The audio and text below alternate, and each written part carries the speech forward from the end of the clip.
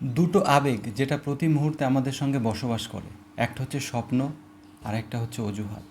স্বপ্ন অসম্ভবকে সম্ভব করার, স্বপ্ন আকাশ ছোঁয়ার, স্বপ্ন বিদেশ ঘোরার। কিন্তু এই সকল স্বপ্নের সাথে চলে আসে আমাদের অজুহাত, যে আমি অমুক জায়গায় যেতে পারতাম যদি আমাকে কেউ নিয়ে যেত, আমি আরও সফল হতে পারতাম যদি আমাকে কেউ সুযোগ দিত, আমি ওই কাজটা করতে পারতাম ওর থেকে ভালো যদি আমাকে ওই কাজটা সুযোগ কেউ করে দিত।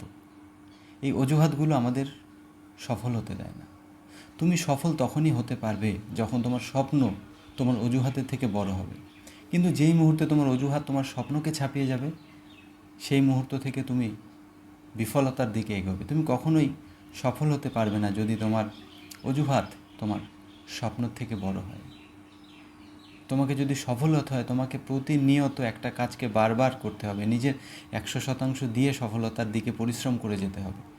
তুমি হাজারো বার ব্যর্থ হবে, কোনো সমস্যা নেই, তোমাকে আবার চেষ্টা করতে হবে। সেই কাজে নিজের দক্ষতা বাড়িয়ে পুনরায় সেই কাজে নিজের 100% দিয়ে শুরু করতে হবে।